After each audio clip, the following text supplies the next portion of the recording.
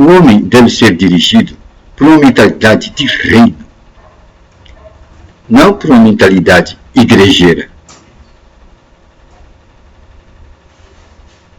Jesus Cristo, quando esteve na terra, ele pregou o reino de Deus.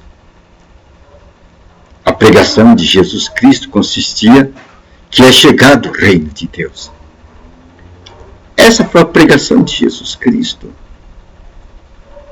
É nesse âmbito que os cristãos devem viver. Então a nossa consciência deve estar dentro do espaço do reino de Deus. Foi esse o limite que Jesus Cristo nos colocou. É chegado o reino de Deus. E Jesus mostrou que o reino de Deus veio, e veio com poder. Jesus mostrou o reino de Deus aqui na terra, a sua ação aqui na terra. E nos seus atos nós podemos ver o efeito de se trazer o reino de Deus aqui à terra. Então, Jesus mostrou o reino de Deus por pregação, e Jesus mostrou o reino de Deus por demonstração.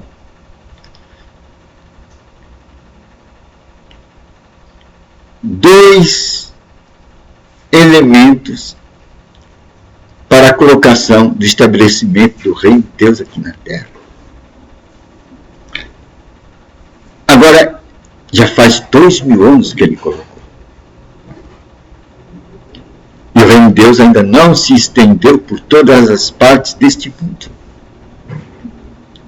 O que isto quer significar? Quer significar que ele colocou a extensão do reino de Deus, a ampliação do reino de Deus nas nossas mãos. Ele não colocou o reino de Deus na mão dos anjos.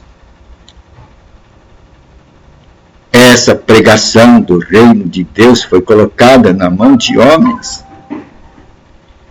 E Deus quer então que a pregação do reino de Deus seja feita através de homens. E quem são esses homens? Eu e você aí do outro lado. A pregação é feita por nós. E lá em Apocalipse a gente vai ver que nós temos qualidades. E nós temos credenciais para isso. Em Apocalipse diz que nós somos sacerdotes e somos reis. 2 ofícios de autoridade, 2 posições de autoridade. E Jesus disse: vá para todas a parte. Pregue esse evangelho. E acrescentou a esse evangelho credenciais. Eu vos dou autoridade sobre toda a força do inimigo. Olha que autoridade Jesus Cristo disse. E esse inimigo quem é? Esse inimigo que agora está lançado aqui na terra. E que Jesus tem consciência. É Satanás, o dragão. Ele caiu do céu com todos os seus anjos. Pois ele conseguiu persuadir no céu 1/3 dos anjos celestes. E a Bíblia diz: caiu o dragão com a sua cauda. A cauda se referindo aos anjos que o acompanham, que aceitaram suas propostas. E o dragão é Lúcifer, aquele anjo que era o portador da luz. Caiu. E diz Apocalipse que o céu se alegrou quando se viu livre dele. Pois no céu ele tinha uma função fundamental: enganar todo mundo. Enganar todo mundo. Esse era o caráter desse anjo Lúcifer lá no céu. E Apocalipse também revela que ele não só enganava, mas que ele acusava os nossos irmãos de dia e de noite, diante da presença de Deus. Essa era a sua atividade: acusar, enganar. Mas chegou a hora, quando Cristo foi morto na cruz, que a sentença dele foi publicada. Aí ele teve que cair do céu. Foi lançado para a terra. Não sem luta, mas Miguel e seus anjos pelejaram contra ele. E ele e seus anjos pelejaram contra Miguel. Só que Satanás e seus anjos não prevaleceram e foram lançados para a terra. O céu se alegrou. Ficamos livres desse. Agora tem paz no céu. Ninguém mais engana mais ninguém no céu. Nesse momento no céu, ninguém mais engana ninguém no céu. Ninguém mais engana mais a ninguém. Nesse momento no céu, não tem enganador. Nesse momento no céu, não tem acusador do outro, que só passa o dia todo acusando o outro. Então o céu se alegrou quando se livrou deste elemento e de suas hostes, 1/3 dos anjos. Não havia paz no céu. Não havia paz no céu nessa época. Porque tendo um acusador, tendo um enganador e tendo 1/3 dos anjos celestes infernando o céu, não estava um ambiente legal lá. De tal maneira que diz Apocalipse que o céu se alegrou quando Lúcifer foi lançado do céu. Mas o céu disse: ai, ai, ai da terra, ai dos moradores da terra. Por que ai dos moradores da terra? Porque esse acusador, esse que engana todo mundo, esse acusador das pessoas, tomou o endereço do planeta Terra. E diz que ele vem com grande ira, pois ele sabe que o seu fim está próximo. E ele vai atacar os remanescentes. Ele vai atacar os remanescentes. Aqueles que conhecem a palavra de Deus.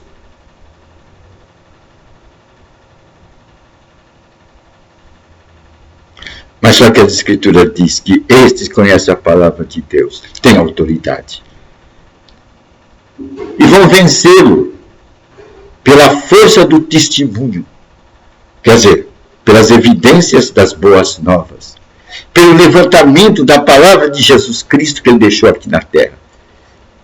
São as nossas armas espirituais. Aí está a força daqueles que conhecem Jesus Cristo. Eles têm dentro da sua cabeça a mentalidade do reino de Deus. E a mentalidade do reino de Deus tem uma consistência. E a consistência da mentalidade do reino de Deus está no conhecimento da palavra. É a palavra, é a base para que o Espírito Santo se manifeste, se revele para nós. E sejamos assim cheios do Espírito na vida. Então, o pré-requisito para a gente ser cheio do Espírito Santo é a palavra. É conhecer as boas novas. São aquelas mensagens de Jesus Cristo que ele nos as deu.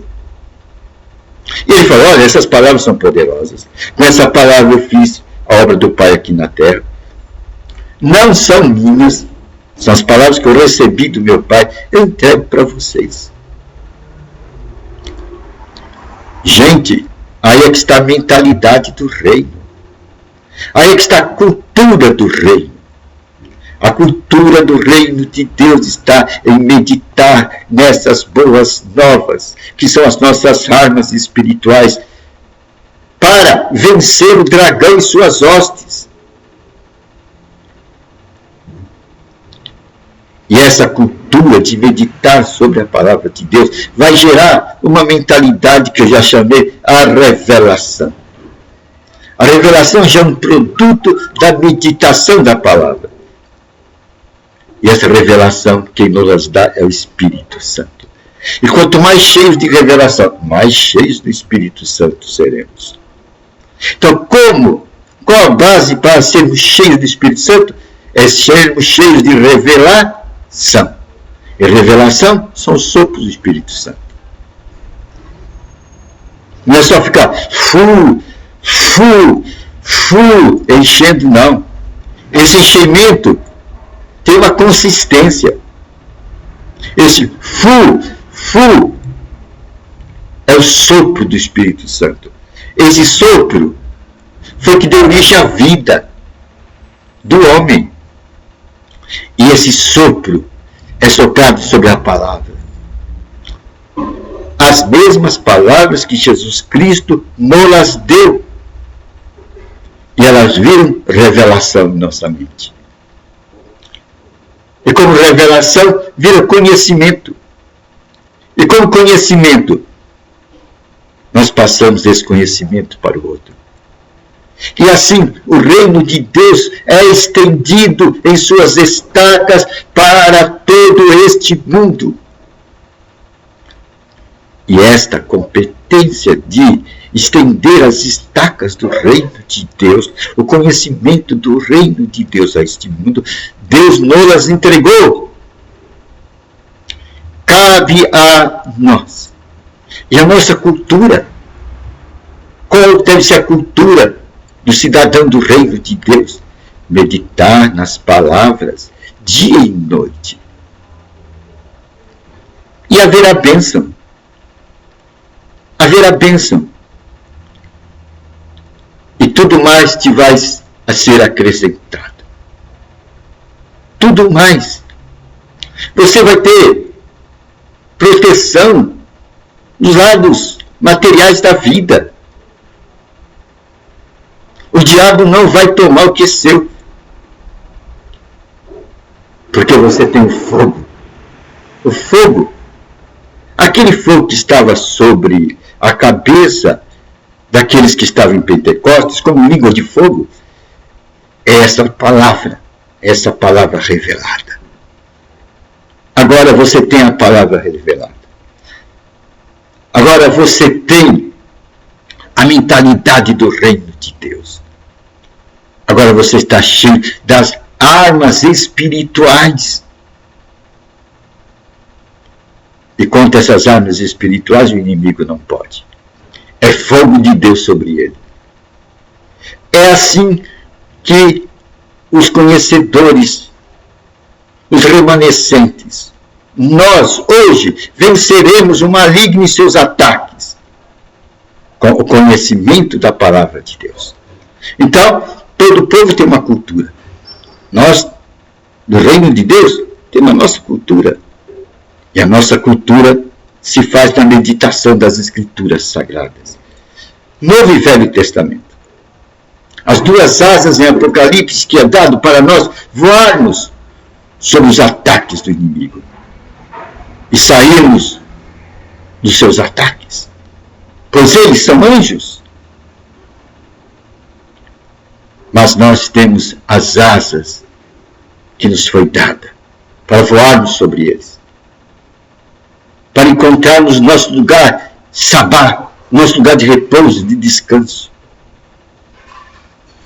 Isso é uma boa nova, não é? Então, a nossa cultura é meditar na palavra de Deus. A nossa mentalidade é a revelação que o Espírito Santo dá quando meditamos na palavra de Deus. É assim que nós vamos implantar o reino de Deus aqui na terra. Com essa metodologia, com esse conhecimento bem colocado diante da nossa mente. Não é com colocação de igrejismo. O reino de Deus se faz com a evidência da palavra de Deus, com a meditação da palavra de Deus, com as revelações do Espírito Santo. É uma boa nova, né? Assim, esse reino de Deus será anunciado a toda a nação, a toda a tribo, a toda a língua, a todo o povo. E então virá o fim. Essa é a nossa missão. Pregar a presença do reino de Deus no aqui e no agora da nossa geração.